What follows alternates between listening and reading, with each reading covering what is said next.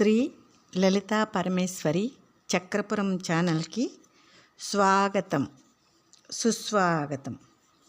ఇదే భగవద్గీత. పరః తస్మాత్తు భావః అన్యః అవ్యక్తః అవ్యక్తాత్ సనాతనః యః సః సర్వేషు భూతేషు నశ్యతు స వినశ్యతి.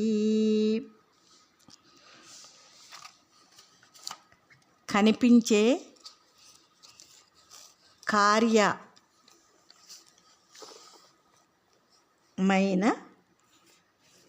బాహ్యభ్యంతర జగత్తులకు కనిపించని అవ్యక్తమైన కారణం కంటే శ్రేష్టమైనది వేరైనది అవ్యక్త కారణానికి తాత్కార్యమునకు వ్యక్తం కానిది చతుర్ముఖ బ్రహ్మ యొక్క రాత్రి పగళ్లతో సంబంధం అనేది లేనిది, అంత్యంతములు లేనిది, శాశ్వతమైనది, సత్యమైనది, భూతముల నిజస్వరూపమైనది అయిన ఆత్మ పరమాత్మ నాశనమవున సర్వభూతాలందు నాశనం కాకుండా ఉంటుంది అర్జున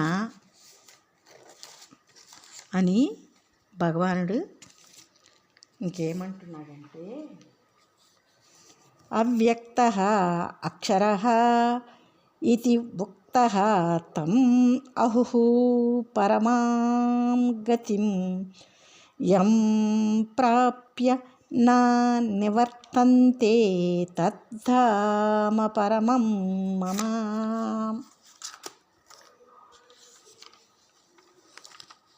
అర్జున, స్థావర జంగమాది అపరాప్రకృతికి విషయవాసనా స్వరూపమైన పరాప్రకృతికి కనిపించని కారణమునకు కూడా వ్యక్తం కానిది, నాశనం లేనిది అని చెప్పబడిన ఆ ఆత్మని పరమమైనదని జ్ఞానులు అంటున్నారు. ఇలాంటి ఆత్మను పొంది జ్ఞానులు మళ్ళీ జన్మనెత్తరు అర్జున. అదే నా పరమస్థానము, నా స్థానం కూడా అని భగవానుడు అంటూ, పురుషః సహ పరః పార్థ భక్త్వా లభ్యః తు అనన్యయా యస్య అంతః స్థానీ భూతాని ఏన సర్వం ఇదం తదం.